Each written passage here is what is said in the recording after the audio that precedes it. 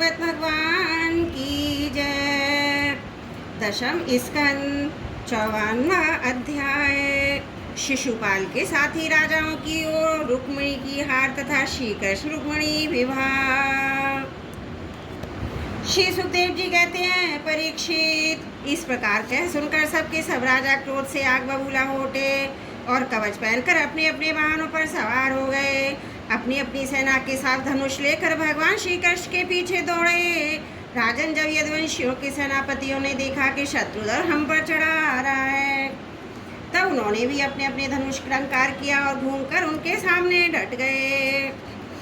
जरासंध की सेना के लोग कोई घोड़े पर, कोई हाथी पर, तो कोई रथ पर चढ़े हुए थे। वे सभी धनुर्वेद के बड़े मर्मज्ञ थे। वे यदुवंशियों पर इस प्रकार बाणों की वर्षा करने लगे मानो दल के दल बादल पहाड़ों पर मूसलाधार पानी बरसा रहे हों। परम सुंदरी रुक्मिणी जी ने देखा कि उनके पति श्री कृष्ण की सेना बाण वर्षा से ढक गई है। तब उन्होंने लज्जा के साथ भयभीत नेत्रों से भगवान श्री कृष्ण की मुख की ओर देखा। भगवान ने हंसकर कहा, सुंदरी डरो मत, तुम्हारी सेना भी तुम्हारे शत्रुओं की सेना को नष्ट किए डालती है। इधर गदौ संकर्षण आदि यदुवंशी वीर अपने शत्रुओं के पराक्रम अधिक न सह सके। वे अपने बाणों से शत्रुओं के हाथी तथा रथों को छिन्न भिन्न करने लगे। उनके बाणों से रथ, घोड़े और हाथियों पर बैठे विपक्षी वीरों के कुंडल, किरीट और पगड़ियों से सुशोभित करोड़ों सिर, खड़ग, गदा और धनुष युक्त हाथ पहुँचे। जांघें और पैर कट कट कर पृथ्वी पर गिरने लगी। इसी प्रकार घोड़े, खच्चर, हाथी, ऊंट, गधे और मनुष्यों के सिर भी कट कट कर रणभूमि में लौटने लगे। अंत में विजय की सच्ची आकांक्षा वाली यदुवंशियों ने शत्रुओं की सेना तहस नहस कर डाली। जरासंध आदि सभी राजा युद्ध से पीड़ दिखाकर भाग खड़े हुए। उधर शिशुपाल अपनी भावी पत्नी के छिन जाने के कारण मरणासन सा हो गया था। ना तो उसके हृदय में उत्साह रह गया था, ना तो शरीर कांति। उसका मुख सूख रहा था। उसके पास जाकर जरासंध कहने लगा, शिशुपाल जी, आप तो एक श्रेष्ठ पुरुष हैं, उदासी छोड़ दीजिए, क्योंकि राजन कोई भी बात सर्वदा अपने मन के अनुकूल हो ही कैसे सकती है। इस संबंध में कुछ स्थिरता किसी भी प्राणी के जीवन में नहीं देखी जाती। जैसे कठपुतली बाजीगर की इच्छा के अनुसार नाचती है, वैसे ही जीव भी भगवत इच्छा के अधीन रहकर सुख और दुख के संबंध में यथाशक्ति चेष्टा करता रहता है। देखिए, श्री कृष्ण ने मुझे 23 अक्षौणी सेनाओं के साथ 17 बार हरा दिया। मैंने केवल एक बार 18वीं बार उन पर विजय प्राप्त की। फिर भी उस बात को लेकर मैं ना तो कभी शोक करता हूँ, ना कभी हर्ष, क्योंकि मैं जानता हूँ कि प्रारब्ध के अनुसार काल भगवान ही इस प्रकार चराचर जगत को झकझोरते रहते हैं। इसमें संदेह नहीं कि हम लोग बड़े बड़े वीर सेनापतियों के भी नायक हैं। फिर भी इस समय श्री कृष्ण के द्वारा सुरक्षित यदुवंशियों की थोड़ी सी सेना ने हमें हरा दिया। इस बार हमारे शत्रुओं की जीत हुई, क्योंकि काल उन्हीं के अनुकूल था। जब काल हमारे दाहिने होगा, तब हम भी उन्हें जीत लेंगे। परीक्षित, जब मित्रों ने इस प्रकार समझाया, तब छेदीराज शिशुपाल अपने अनुयायियों के साथ अपनी राजधानी को लौट गया। उसके मित्र राजा भी तो मरने से बचे थे, अपने अपने नगरों को चले गए। रुक्मिणी जी का बड़ा भाई रुक्मी भगवान श्री कृष्ण से वह उद्देश्य रखता था। उसको ये बात बिल्कुल सहन न हुई कि मेरी बहन को श्री कृष्ण हर ले जाएं, राक्षसी रीति से बलपूर्वक उसके साथ विवाह करें। रुक्मी वो तो था ही बली, एक अक्षौणी सेना साथ ले ली और श्री कृष्ण के पीछे किया। महाबाहु रुक्मी क्रोध के मारे चल रहा था। उसने कवच पहनकर धनुष धारण करके समस्त नरपतियों के सामने यह प्रतिज्ञा की, मैं आप लोगों के बीच में यह शपथ लेता हूँ कि यदि मैं युद्ध में श्री कृष्ण को ना मार सका, अपनी बहन रुक्मिणी को ना लौटा सका, तो अपनी राजधानी कुंडनपुर में प्रवेश नहीं करूँगा। परीक्षित, यह कहकर वह रथ पर सवार हो गया। सारथी से बोला, जा कृष्ण, वहाँ शीघ्र से शीघ्र मेरा रथ ले चलो, आज मेरा उसी के साथ युद्ध होगा। आज मैं अपने तीखे बाणों से उस खोटी बुद्धि वाले ग्वाले के बलवीरी का घमंड चूर चूर कर दूंगा। देखो तो उसका साहस है, वो हमारी बहन को बलपूर्वक हर ले गया। परीक्षित, रुक्मी की भी बुद्धि बिगड़ गई थी। वह भगवान के तेज प्रभाव को बिल्कुल नहीं जानता था। इसी से बहक बहक कर बातें करता हुआ वह एक ही रथ से श्री कृष्ण के पास पहुंचकर ललकारने लगा, खड़ा रह, खड़ा रह। उसने अपने धनुष को बलपूर्वक खींचकर भगवान श्री कृष्ण को 3 बाण मारे और कहा, एक क्षण मेरे सामने ठहर। यदुवंशियों के कुल कलंक जैसे कौवा होम की सामग्री चुरा कर उड़ जाए, वैसे ही तू अपनी बहन को चुरा कर कहाँ भागा जा रहा है। अरे मन, तू बड़ा मायावी कपट युद्ध में कुशल है। आज मैं तेरा सारा गर्व कर किए डालता हूँ। देख, जब तक मेरे बाण तुझे धरती पर सुला नहीं देते, उसके पहले ही इस बच्ची को छोड़कर भाग जा। रुक्मी की बात सुनकर भगवान श्री कृष्ण मुस्कुराने लगे। उन्होंने उसका धनुष काट डाला, उस पर 6 बाण छोड़े। साथ ही भगवान श्री कृष्ण 8 बाण उसके 4 घोड़ों पर और 2 सारथी पर छोड़े। 3 बाणों से उसके रथ की ध्वजा को काट डाला। तब रुक्मी ने दूसरा धनुष उठाया, भगवान श्री कृष्ण को 5 बाण मारे। उन बाणों के लगने पर उन्होंने उसका वो धनुष भी काट डाला। रुक्मी ने इसके साथ और भी धनुष लिया, परंतु हाथ में लेते ही अविनाशी अच्युत ने उसे भी काट डाला। इस प्रकार रुक्मी ने परीख, बट्टिश, शूल, ढाल, तलवार, शक्ति, तीम और जितने शस्त्र उठाए उन सभी को भगवान ने प्रहार करके उन्हें ही काट डाला। अब रुक्मी क्रोधवश हाथ में तलवार लेकर भगवान श्री कृष्ण को मारकर डालने की इच्छा से रथ से कूद पड़ा और इस प्रकार उसकी ओर झपटा जैसे पतंगा आग की ओर लपकता है।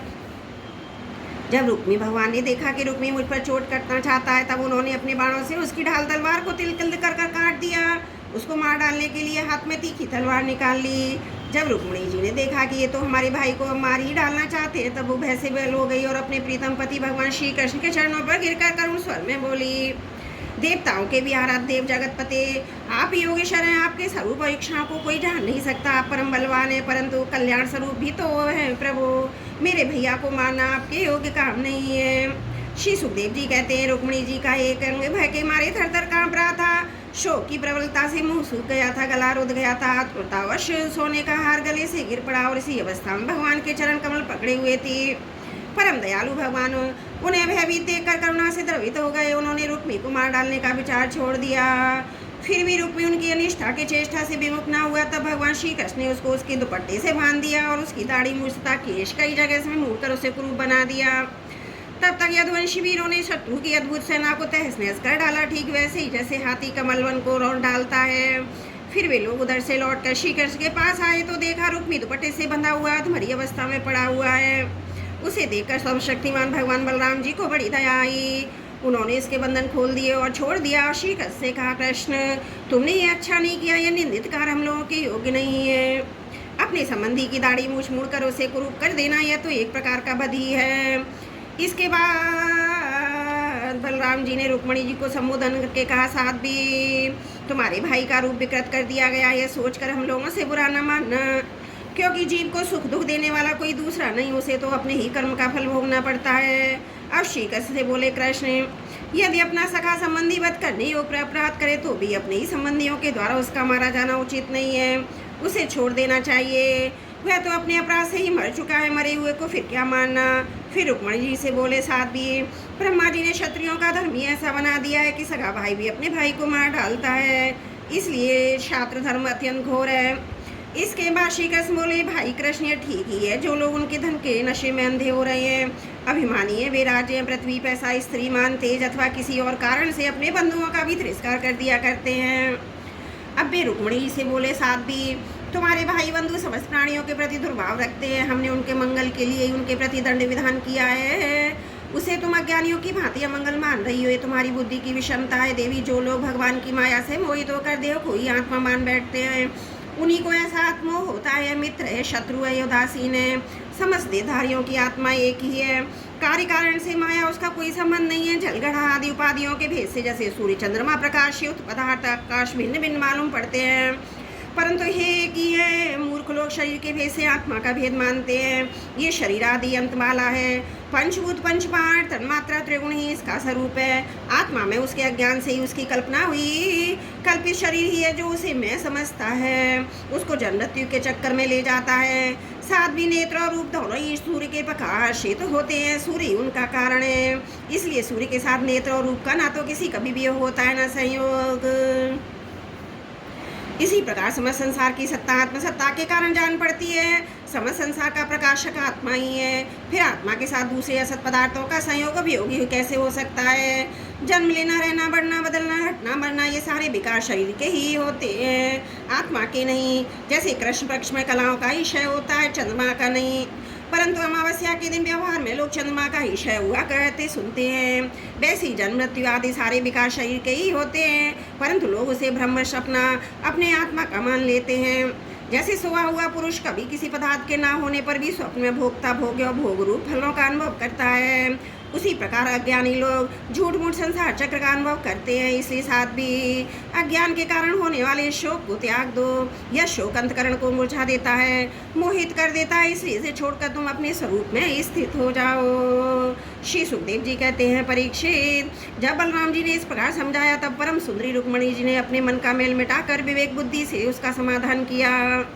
रुक्मी की सेना उसके तेज का नाश हो चुका था, केवल प्राण बच रहे थे। इसके चित्त की सारी आशा अभिलाषाएं व्यर्थ हो चुकी थी और शत्रुओं ने अपमानित कर उसे छोड़ दिया था। उसे अपने विरूप किए हुए जाने की कष्टदायक स्मृति भूल नहीं पाती थी।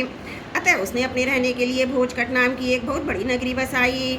उसने पहले ये प्रतिज्ञा कर ली थी कि दुर्बुद्धि कृष्ण को मारे बिना, अपनी छोटी बहन को लौटाए बिना मैं कुंडलपुर में प्रवेश नहीं करूंगा। इसलिए क्रोध करके वह वहीं रहने लगा। परीक्षित, भगवान श्री कृष्ण ने इस प्रकार सब राजाओं को जीत लिया और विदर्भ राजकुमारी रुक्मिणी जी को द्वारका में लाकर उसका विधि पूर्वक पाणिग्रहण किया। हे राजन, उस समय द्वारकापुरी में घर घर बड़ा ही उत्सव मनाया जाने लगा। क्यों ना वहाँ के सभी लोगों का यदुपति श्री कृष्ण के प्रति अनन्य प्रेम जो था। वहाँ के सभी नर नारी मणियों के चमकीले कुंडल धारण किए हुए थे। उन्होंने आनंद से भरकर चित्र विचित्र वस्त्र पहने दूल्हा दुल्हन को अनेकों भेंट की सामग्री उपहार में दी। उस समय द्वारका की अपूर्व शोभा हो रही थी। कहीं बड़ी बात का कहीं ऊंचे तक फहरा रही थी। चित्र विचित्र मालाएं, वस्त्र, रत्नों के तोरण बंधे हुए थे। द्वार द्वार पर धूप खील आदि मंगल की वस्तुएं सजाई हुई थी। जल भरे कलश, अर्घ और धूप की सुगंध तथा दीपावली से बड़ी ही विलक्षण शोभा हो रही थी। मित्र नरपति आमंत्रित किए गए थे। उनके मत वाले हाथियों के मत से द्वारका की सड़क गलियों का छिड़काव हो गया था।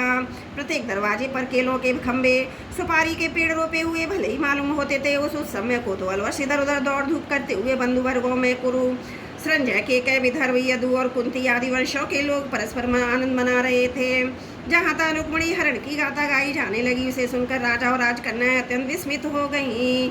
महाराज भगवती लक्ष्मी जी को रुक्मिणी के रूप में साक्षात लक्ष्मीपति भगवान श्री कृष्ण के साथ देखकर द्वारकावासी नर नारियों को परम आनंद हुआ। बोलो भागवत भगवान की जय। दशम स्कंद 54वां अध्याय। त्रुटियों के लिए क्षमा चाहती हूँ। बोलो भागवत भगवान की जय। दशम स्कंद 55वां अध्याय। प्रद्युम्न का जन्म और शंबासुर का वध। श्री सुखदेव जी कहते हैं, परीक्षित, कामदेव भगवान वासुदेव के ही अंश भी अपने रुद्रमयो भगवान की क्रोधाग्नि से भस्म हो गए थे। अब फिर शरीर प्राप्ति के लिए उन्होंने अपने अंशी भगवान वासुदेव का ही आश्रय लिया। वे ही काम अब की बार भगवान श्री कृष्ण के द्वारा रुक्मिणी जी के गर्भ से उत्पन्न हुए और प्रद्युम्न नाम से जगत में प्रसिद्ध हुए। सौंदर्य, वीर्य, सौशील्य आदि सद्गुणों में भगवान श्री कृष्ण से वे किसी का प्रकार कम न थे। बालक प्रद्युम्न अभी 10 दिन के भी नहीं हुए थे कि कामरूपी शंबासुर वेश बदलकर सूतिकाग्रह से उन्हें हर ले गया, समुद्र में फेंक कर अपने घर लौट आया। उसे मालूम हो गया कि मेरा भावी शत्रु है। समुद्र में बालक प्रद्युम्न को एक बड़ा भारी मत्स्य निकल गया। तदंतर मछुओं ने अपने बहुत बड़े जाल में फंसाकर दूसरी मछलियों के साथ उस मत्स्य को भी पकड़ लिया। उन्होंने उसे ले जाकर शंबासुर को भेंट में दे दिया। शंबासुर के रसोई उस अद्भुत मत्स्य को उठाकर रसोई घर में ले आए और कुल्हाड़ियों से उसे काटने लगे। रसोइयों ने मत्स्य के पेट में बालक देखकर उसे शंबासुर की दासी मायावती को समर्पित किया। उसके मन में बड़ी शंका हुई। तब नारद जी ने आकर बालक का कामदेव होना, श्री कृष्ण की पत्नी रुक्मिणी के गर्भ से जन्म लेना, मत्स्य के पेट में जाना, सब कुछ कह सुनाया। परीक्षित, वह मायावती कामदेव की यशस्वी पत्नी रथी ही थी। जिस दिन शंकर जी के क्रोध से कामदेव का शरीर भस्म हो गया था, उसी दिन से उसकी देह के पुनः उत्पन्न होने की प्रतीक्षा कर रही थी। उसी रति को शंबासुर ने अपने यहाँ दाल भात बनाने के काम में नियुक्त कर रखा था। जब उसे मालूम हुआ कि शिशु के रूप में मेरे पति कामदेवी हैं, तब उसके प्रति बहुत प्रेम करने लगी। श्री कृष्ण भगवान प्रद्युम्न बहुत थोड़े दिनों में जवान हो गए। उनका रूप लावण्य इतना अद्भुत था कि जो स्त्रियाँ उनकी ओर देखती उनके मन में श्रृंगार रस का उद्दीपन हो जाता। कमल दल के समान कोमल और विशाल नेत्र, घुटनों तक लंबी लंबी बाएं और मनुष्य लोक में सबसे सुंदर शरीर। रति सलज हंस के भाव मटका कर उनकी ओर देखती और प्रेम भर कर स्त्री पुरुष संबंधी भाव व्यक्त करती उनकी सेवा शुश्रूषा करने लगी। श्री कृष्ण नंदन भगवान प्रद्युम्न ने उसके भावों में परिवर्तन देखकर कहा, देवी तुम तो मेरी माँ के समान हो, तुम्हारी बुद्धि उल्टी कैसे हो सकती है? मैं देखता हूँ कि तुम माता का भाव छोड़कर कामनी के समान हाव भाव दिखा रही हो। रथी ने कहा, प्रभु आप स्वयं भगवान नारायण के पुत्र हैं। शंबासुर आपको सूती का गृह से चुरा लाया था। आप मेरे पति स्वयं कामदेव में और मैं आपकी सलाह की धर्मपत्नी रति हूँ। मेरे स्वामी जब आप 10 दिन के ही न थे, तब इस शंबासुर ने आपको हर कर समुद्र में डाल दिया था। वहाँ एक मच्छा आपको निकल गया था, उसी के पेट से आप यहाँ मुझे प्राप्त हुए हैं। यह शंबासुर सैकड़ों प्रकार की माया जानता है, इसको अपने वश में कर लेना, जीत लेना बहुत कठिन है। आप अपने शत्रु मोहन आदि मायाओं के द्वारा नष्ट कर डालिए। स्वामी ने अपनी संतान आपके खो जाने से आपकी माता पुत्र स्नेह से व्याकुल हो रही है। वे आतुर होकर अत्यंत दीनता से रात दिन चिंता करती रहती हैं। उनकी ठीक वैसे ही दशा हो रही है जैसे बच्चा खो जाने पर कुर्री पक्षी या छोट बछड़ा खो जाने पर बेचारी गाय की होती है। मायावती रति ने इस प्रकार परम शक्तिशाली प्रद्युम्न को महामाया नाम की विद्या सिखाई। वह विद्या ऐसी है जो सब प्रकार की माओं का नाश कर देती है। जब प्रद्युम्न जी शंबासुर के पास जाकर उस पर बड़े कटु कटु आक्षेप करने लगे, वे चाहते थे कि यह किसी प्रकार झगड़ा कर बैठे। इतना ही नहीं, उन्होंने युद्ध के लिए उसे स्पष्ट रूप से ललकारा। प्रद्युम्न जी के कटुवचनों की चोट से शंबासुर तिलमिला उठा, मानो किसी ने विषैले सांप को पैर से ठोकर मार दिए। उसकी आंखें क्रोध से लाल हो गईं। वह हाथ में गदा लेकर बाहर निकल आया। उसने अपनी गदा बड़े जोर से आकाश में घुमाई, उसके बाद प्रद्युम्न जी पर चला दी। गदा चलाते समय उसे इतना कर्कश सिंहनाद किया मानो बिजली कड़क रही हो। परीक्षित भगवान प्रद्युम्न ने देखा कि उसकी गदा बड़े वेग से मेरी ओर आ रही है। तब उन्होंने अपनी गदा के प्रहार से उसकी गदा गिरा दी। क्रोध में भरकर अपनी गदा उस पर चलाई। तब वह दैत्य माया सुर की मत लाई हुई आश्री माया का आश्रय लेकर आकाश में चला गया। वहीं से प्रद्युम्न जी पर अस्त्रों की वर्षा करने लगा। महारथी प्रद्युम्न जी बहुत ही अस्त्र वर्षा करने से जब उन्हें पीड़ित करने लगा, तब उन्होंने समस्त मालाओं को और शांत करने वाली सत्वरी महाविद्या का प्रयोग किया। तदंतर शंबासुर ने यक्ष गंधर्व पिशाच नाग और राक्षसों की सैकड़ों मायाओं का प्रयोग किया, परंतु श्री कृष्ण प्रद्युम्न जी ने अपनी महाविद्या से उन सबका नाश कर दिया। इसके बाद उन्होंने एक तीक्ष्ण तलवार उठाई। शंबासुर का किरीट और कुंडल से सुशोभित सिर, जो लाल लाल दाढ़ी मूछों से बड़ा भयंकर लग रहा था, काट कर धड़ से अलग कर दिया। देवता लोग पुष्पों की वर्षा करते हुए स्तुति करने लगे। इसके बाद मायावती रति, जो आकाश में चलना जानती थी, अपने पति प्रद्युम्न जी को आकाश मार्ग से द्वारकापुरी में ले गई। परीक्षित, आकाश में अपनी गोरी पत्नी के साथ सामने प्रद्युम्न जी की ऐसी शोभा हो रही थी मानो बिजली और मेघ का जोड़ा हो। इस प्रकार उन्होंने भगवान के उस उत्तम अंतपुर में प्रवेश किया, जिसमें सैकड़ों श्रेष्ठ रमणियां निवास करती थी। अंतपुर की मातनियों नारानियों ने देखा कि प्रद्युम्न जी का शरीर वर्षाकालीन मेघ के समान श्याम वर्ण है। रेशमी पीताम्बर धारण किए हुए, घुटनों तक लंबी भुजाएं, रत्नारे नेत्र, सुंदर मुख पर मंद मंद मुस्कान की अनूठी जटाएं, उनके मुखार बिंदु घुंघराली और नीली हल्के इस प्रकार शोभामान हो रही थी मानो घोड़े खेल रहे हों। वे सब उन्हें शीकल समझकर सब चाह गईं और घरों में इधर उधर लुक छिप गईं। फिर धीरे धीरे स्त्रियों को ये मालूम हो गया ये श्री कृष्ण नहीं है, क्योंकि उनकी अपेक्षा इनमें कुछ विलक्षण अवश्य है। अब वे अत्यंत आनंद और विस्मय से भरकर इस श्रेष्ठ दंपति के पास आ गईं। इसी समय रुक्मणी जी आ पहुंची। परीक्षित, उनके नेत्र कजरारे और वाणी अत्यंत मधुर थी। इस नवीन दंपति को देखते ही उन्होंने अपने खोए पुत्र की याद आ गई। बात्सल स्नेह की अधिकता से उनके स्तनों से दूध झरने लगा। रुक्मणी जी सोचने लगी, ये नर रत्न कौन है? ये कमल नयन किसका पुत्र है? किस बड़भागिनी ने इसे अपने घर में धारण किया होगा? इसे ये कौन सौभाग्यवती स्त्री और पत्नी रूप में प्राप्त हुई है? मेरा भी एक नन्हा सा शिशु खो गया था, न जाने कौन उसे सूतिका गृह से उठा ले गया। यदि वह कहीं जीता जागता होगा तो उनकी अवस्था तथा रूप भी इसी के समान हुआ होगा। मैं तो इस बात से हैरान हूँ कि इसे भगवान श्याम सुंदर की सी रूपरेखा, अंगों की गठन, चाल ढाल, मुस्कान, चितवन और बोलचाल कहाँ से प्राप्त हुई? हो ना वो ये वही बालक है जिसे मैंने अपने घर में धारण किया था, क्योंकि स्वभाव से ही मेरा स्नेह और प्रति उमड़ रहा है।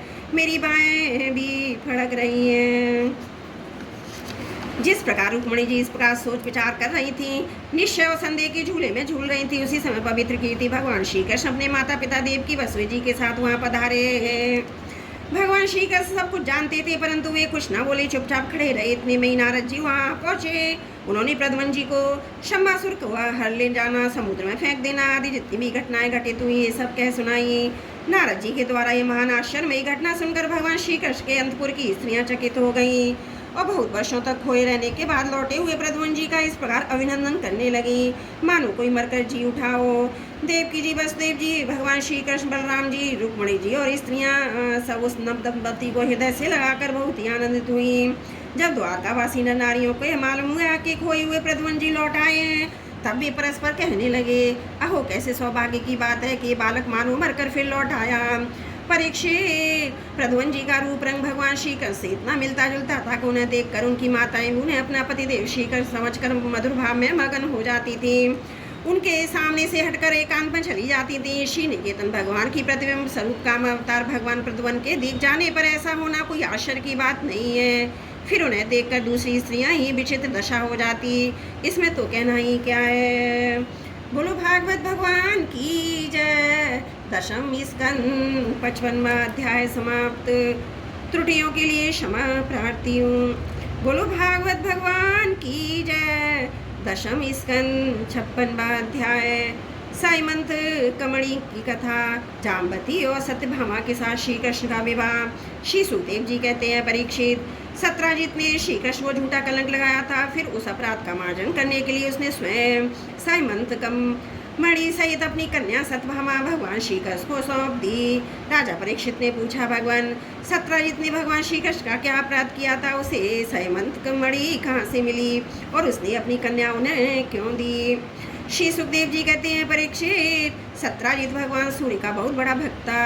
वे उसकी भक्ति से प्रसन्न होकर उसके बहुत बड़े मित्र बन गए। सूर्य भगवान ने ही प्रसन्न होकर बड़े प्रेम से उसे साइमंत मणि दी थी। सत्राजित उस मणि को गले में धारण ऐसा चमकने लगा मानो स्वयं सूर्य ही हो। परीक्षित, जब सत्राजित द्वारका में आया तब अत्यंत तेजस्वता के कारण लोग उसे पहचान न सके। दूर से ही उसे देखकर लोगों की आंखें उसके तेज से चौंधिया गईं। लोगों ने समझा कि कदाचित स्वयं भगवान सूर्य आ रहे हैं। उन लोगों ने भगवान के पास आकर उन्हें इस बात की सूचना दी। उस समय भगवान श्री कृष्ण चौसर खेल रहे थे। लोगों ने कहा, शंख चक्र गदाधारी नारायण कमल नयन दामोदर यदुवंश शिरोमणि गोविंद, आपको नमस्कार है। जगदीश देखिए अपनी चमकीली किरणों से नेत्रों को चौंधियाते हुए प्रचंड रश्मि भगवान सूर्य आपका दर्शन करने आ रहे हैं। प्रभु, सभी शेष देवता त्रिलोकी में आपकी प्राप्ति का मार्ग ढूंढते रहते हैं किंतु उसे पाते नहीं। आज आपको यदुवंश में छिपा हुआ जानकर स्वयं सूर्य नारायण आपका दर्शन करने आ रहे हैं। श्री सुखदेव जी कहते हैं, परीक्षित, अनजान पुरुषों की यह बात सुनकर कमल नयन भगवान श्री कृष्ण हंसने लगे। उन्होंने कहा, अरे ये सूर्यदेव नहीं है, ये तो सत्राजित हैं जो मणि के कारण इतना चमक रहा है। इसके बाद सत्राजित अपने समुद्र में और अपने घर पर आए। घर पर उनके शुभागमन के उपलक्ष्य में मंगल उत्सव मनाया जा रहा था। उसने ब्राह्मणों के द्वारा साइमंतक मणि को एक देव मंदिर में स्थापित करा दिया। परीक्षित, वह मणि प्रतिदिन 8 बार सोना दिया करती थी और जहाँ पूजित होकर रहती थी वहाँ दुर्भिक्ष, महामारी, गृह पीड़ा, सर्प में मानसिक और शारीरिक व्यथा तथा मायावियों का उपद्रव आदि कोई भी अशुभ नहीं होता था। एक बार भगवान श्री कृष्ण ने प्रसंगवश कहा, सत्राजित, तुम अपनी मणि राजा उग्रसेन को दे दो। परंतु वह इतना अर्थलोभी था कि भगवान की आज्ञा का उल्लंघन हुआ। उसका कुछ भी विचार न करके उसे अस्वीकार कर दिया। एक दिन सत्राजित के भाई प्रसेन ने उस परम प्रकाशमयी मणि को अपने गले में धारण कर लिया। फिर वह घोड़े पर सवार होकर शिकार खेलने बन चला गया। वहाँ एक सिंह ने घोड़े सहित प्रसेन को मार डाला, उस मणि को छीन लिया। वह अभी पर्वत की गुफा में प्रवेश ही कर रहा था कि मणि के लिए ऋषराज जाम्बवान ने उसे मार डाला। उन्होंने वह मणि अपनी गुफा में ले जाकर बच्चे को खेलने के लिए दे दी। अपने भाई प्रसेन के ना लौटने से उसके भाई सत्राजित को बड़ा दुख हुआ। वह कहने लगा, बहुत संभव है श्री कृष्ण ने ही मेरे भाई को मार डाला है, क्योंकि वह मणि गले में धारण करके वन में गया था। सत्राजित की यह बात सुनकर लोग आपस में कानाफूसी करने लगे। जब भगवान श्री कृष्ण ने सुना कि एक कलंक का टीका मेरे ही सिर लगाया गया, तब वे उसे धोने के उद्देश्य से नगर के कुछ सत्पुरुषों को साथ लेकर प्रसेन को ढूंढने के लिए वन में गए। वहाँ खोजते खोजते लोगों ने देखा घोर जंगल में सिंह ने प्रसेन और उसके घोड़े को मार डाला है। जब वे लोग सिंह के पैरों का चिन्ह देखते हुए आगे बढ़े तब उन लोगों ने भी यह देखा कि पर्वत पर एक ऋषि ने सिंह को भी मार डाला। भगवान श्री कृष्ण ने जब लोगों का बाहर ही बिठा दिया, अकेले ही घोर अंधकार से भरी हुई ऋक्षराज की भयंकर गुफा में प्रवेश किया। भगवान ने वहां जाकर देखा कि श्रेष्ठ मणि साइमंतक को बच्चों का खिलौना बना दिया गया है। वे उसे हर लेने की इच्छा से बच्चे के पास जा खड़े हुए। उस गुफा में एक अपरिचित मनुष्य को देखकर बच्चे को धाय भयभीत की भांति चिल्ला उठी। उसकी चिल्लाहट सुनकर परम बली ऋक्षराज जाम्बवान क्रोधित होकर वहां दौड़ आए। परीक्षित, जाम्बवान उस समय कुपित हो रहे थे। उन्हें भगवान की महिमा, उनके प्रभाव का पता न चला। उन्होंने उन्हें एक बहुत साधारण मनुष्य समझ लिया और वे अपने स्वामी भगवान श्री कृष्ण से युद्ध करने लगे। जिस प्रकार मांस के लिए दो बाज आपस में झड़ते हैं, वैसे ही विजयाभिलाषी भगवान श्री कृष्ण जाम्बवान आपस में घास युद्ध करने लगे। पहले तो उन्होंने शस्त्रों का प्रहार किया, फिर शिलाओं का। तत्पश्चात वे वृक्ष उखाड़ कर एक दूसरे पर फेंकने लगे। अंत में बाह्य युद्ध होने लगा। परीक्षित ब्रज प्रहार के समान कठोर घूसों में आपस में वे 28 दिन तक बिना विश्राम किए रात दिन लड़ते रहे। अंत में भगवान श्री कृष्ण के घूसों की चोट से जाम्बान के शरीर की एक एक गांठ टूट पड़ी। उत्साह जाता रहा, शरीर पसीने से लथपथ हो गया। तब उन्होंने अत्यंत विस्मित चकित होकर भगवान श्री कृष्ण से कहा, प्रभु मैं जान गया आप ही समस्त प्राणियों के स्वामी रक्षक पुराण पुरुष भगवान विष्णु हैं। आप ही सबके प्राण इंद्रिय बल मनोबल और शरीर बल हैं। आप विश्व के रचयिता ब्रह्मा आदि को बनाने वाले हैं। बनाए हुए पदार्थों में भी सत्ता रूप से आप ही विराजमान हैं। काल के जितने अवयव हैं उनके नियामक हैं परम काला आप ही हैं। और शरीर भेद से भिन्न भिन्न प्रतीयमान अंतरात्माओं के परमात्मा भी आप ही हैं। प्रभु मुझे स्मरण है आपने अपने नेत्रों में तनिक सा क्रोध का भाव लेकर तीसरी दृष्टि से समुद्र की ओर देखा था। उस समय समुद्र के अंदर रहने वाले बड़े बड़े नाग घड़ियाल और मगरमच्छ शुद्ध हो गए थे। समुद्र ने आपको मार्ग दे दिया था। तब आपने उस पर सेतु बांधकर सुंदर यश की स्थापना की। लंका का विध्वंस किया। आपके बाणों से कट कर राक्षसों ने से पृथ्वी पर लौट गए थे। अवश्य आप मेरे वे राम जी श्री कृष्ण के रूप में आए हैं। परीक्षित जब ऋक्षराज जामवन ने भगवान को पहचान लिया तब कमल ने श्री कृष्ण अपने परम कल्याणकारी शीतल कमर को उनके शरीर पर फेर दिया। फिर हयवती की कृपा से भरकर प्रेम गंभीर वाणी से अपने भक्त जाम्बान जी से कहा, ऋक्षराज हम मणि के लिए ही तुम्हारी इस गुफा में आए हैं। इस मणि के द्वारा मैं अपने लगे हुए झूठे कलंक को मिटाना चाहता हूँ। भगवान के ऐसा कहने पर जामवन ने बड़े आनंद से उनकी पूजा करने के लिए अपनी कन्याकुमारी जाम्बती को मणि के साथ उनके चरणों में समर्पित कर दिया। भगवान श्री कृष्ण जिन लोगों को गुफा के बाहर छोड़ गए थे उन्होंने 12 दिन तक उनकी प्रतीक्षा की, परंतु जब उन्होंने देखा कि अब तक वे गुफा से नहीं निकले तब भी अत्यंत दुखी होकर द्वारका को लौट गए। वहाँ पर जब माता देव की रुक्मणी वसुदेव जी तथा अन्य संबंधियों कुटुंबियों को यह मालूम हुआ कि श्री कृष्ण गुफा में नहीं निकले तब उन्हें बड़ा शोक हुआ। सभी द्वारकावासी अत्यंत दुखित होकर सत्राजित को भला बुरा कहने लगे। भगवान श्री कृष्ण की प्राप्ति के लिए महामाया दुर्गा देवी की शरण में गए, उनकी उपासना करने लगे। उनकी उपासना से दुर्गा देवी प्रसन्न हुई और उन्हें आशीर्वाद दिया। उसी समय उनके बीच में मणियों अपनी नववधू जाम्बती के साथ सफल मनोरथ होकर श्री कृष्ण सबको प्रसन्न करते हुए प्रकट हो गए। सभी द्वारकावासी भगवान श्री कृष्ण को पत्नी के साथ गले में मणि धारण किए हुए देखकर परमानंद में मगन हो गए, मानो कोई मरकर लौट आया हो। तदंतर भगवान ने सत्राजित को राजसभा में महाराजा उग्रसेन के पास बुलाया और जिस प्रकार मणि प्राप्त हुई थी वह कथा सुनाकर उन्होंने मणि सत्राजित को सौंप दी। सत्राजित अत्यंत लज्जित हो गया। मणि जो उसने ले ली थी परंतु उसका मुंह नीचे की ओर लटक गया। वो अपने अपराध पर उसे बड़ा पश्चाताप हो रहा था। किसी प्रकार वह अपने घर पहुंचा। उसके मन की आंखों के सामने निरंतर अपना अपराध नाचता रहता। बलवान के साथ विरोध करने के कारण भयभीत भी हो गया था। अब वह सोचता रहता था कि मैं अपने अपराध का मार्जन कैसे करूं, मुझ पर भगवान श्री कृष्ण कैसे प्रसन्न हो, मैं ऐसा कौन सा काम करूं जिससे मेरा कल्याण हो और लोग मुझे कोसे नहीं। सचमुच मैं अधूरदर्शी शूद्र हूँ। धन के लोभ से मैं बड़ी मूर्खता का काम कर बैठा। अब मैं रमणियों में रत्न के समान अपनी कन्या सत्यभामा और वह सयमंतक मणि दोनों ही श्री कृष्ण को दे दूँ। यह उपाय बहुत अच्छा है। इसी से मेरे अपराध का मार्जन हो सकता है और कोई उपाय नहीं है। सत्राजित ने अपनी विवेक बुद्धि से ऐसा निश्चय कर लिया कि स्वयं इसके लिए उद्योग किया और अपनी कन्या तथा सयमंतक मणि दोनों ही ले जाकर श्री कृष्ण को अर्पण कर दी। सत्यभामा शील स्वभाव सुंदरता उदारता सद्गुणों से संपन्न थी। बहुत से लोग चाहते हैं कि सत्यभामा हम मिले। उन लोगों ने उन्हें मांगा भी था परंतु अब भगवान श्री कृष्ण ने विधि पूर्वक उनका पाणी ग्रहण किया। परीक्षित भगवान श्री कृष्ण ने सत्राजित से कहा, हम सयमंतक मणि ना लेंगे। आप सूर्य भगवान के भक्त हैं इसलिए वह आपके ही पास रहे। हम तो केवल इसके फल के अर्थात उससे निकले हुए सोने के अधिकारी हैं, वही आप हमें दे दिया करें। बोलो भागवत भगवान की जय। 10वां स्कंद 56वां अध्याय समाप्त। त्रुटियों के लिए क्षमा चाहती हूँ।